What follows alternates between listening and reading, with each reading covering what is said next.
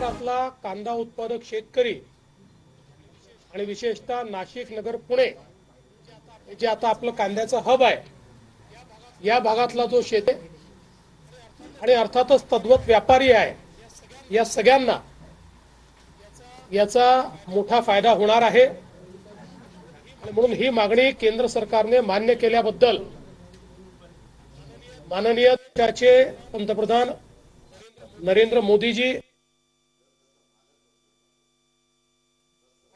आणि या समितीचे अध्यक्ष अमित भाई शहा यांचे मी मनापासून आभार मानतो।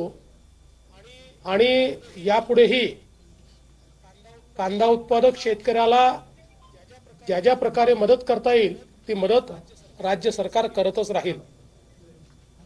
आज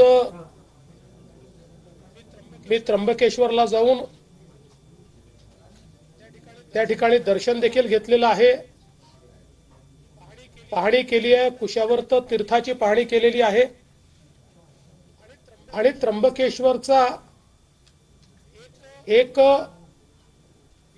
विकास आराखडा, ज्याला अलीकडच्या भाषेत कॉरिडॉर म्हणतात,